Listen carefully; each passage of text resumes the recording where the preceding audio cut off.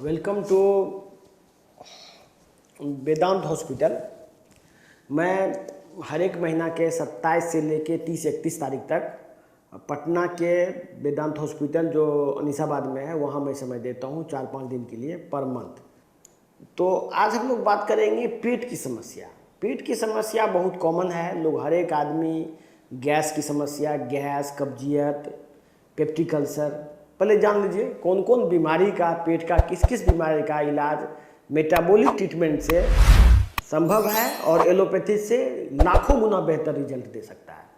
आप जानते हैं बहुत लोगों को गैस की समस्या है, वो पेंटोप्राजोल खाते रहते हैं। पेंटोप्राजोल, पहले जान लीजिए पेंटोप्राजोल क्या है और क्यों इससे कैंसर होता है। इससे कैंसर होता है, दूसरा इससे ऑस्टियोपोरोसिस होता है, मतलब हड्डी में से कैल्शियम निकल जाता है, और तीसरा मेंटल डिप्रेशन होता है। आप जानिए क्यों होता है। जैसे कि मान लीजिए एक गिलास है, गिलास में पानी है और इस पानी में से यदि हम एसिड निकाल लेंगे, सपोज एसिड निकाल लिए, एसिडिक चीज़ निकाल लिए, तो इसमें क्या बच गया? अल्कलाइन।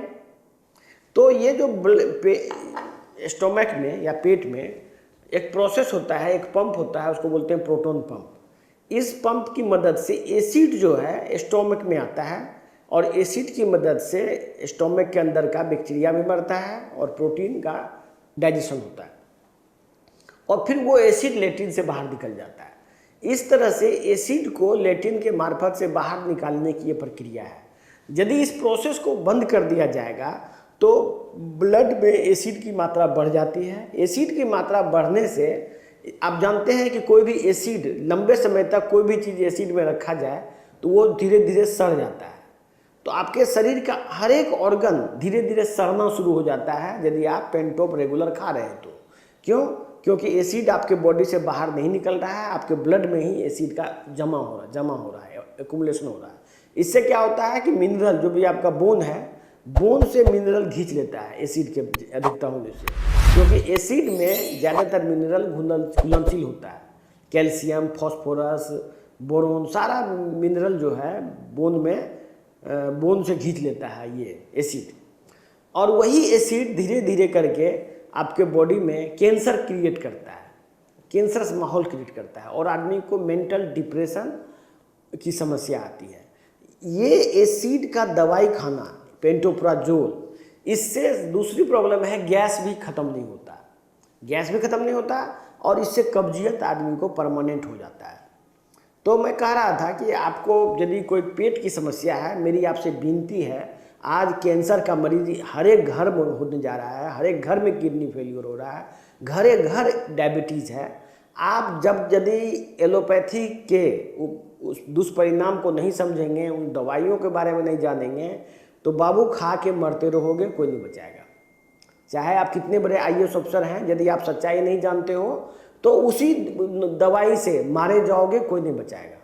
मैं ये कहना चाह रहा हूँ कि क्या प्रॉब्लम है कि हमारे उपचार में जो हम लोग जो ट्रीटमेंट करते हैं उसमें गैस की समस्या तुरंत खत्म हो जाती है विदिन 2-3 डेज।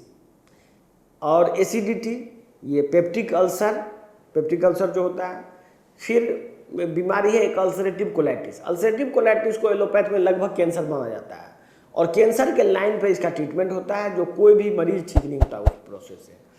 अल्सरेटिव कोलाइटिस, फिर पेट में बहुत सारा बीमारी है जैसे इरिटेबल बाउल सिंड्रोम, वो ठीक होता है। लीवर की बीमारी जैसे cirrhosis of liver, alcoholic liver disease, fatty liver, hepatitis B, hepatitis C. Hepatitis B और सी में बहुत सारे लोग एंटीवायरल दवाई खाते हैं जो कि बीमारी को के मूल वजह को खत्म नहीं करता, वो वायरस को मारने की कोशिश करता है।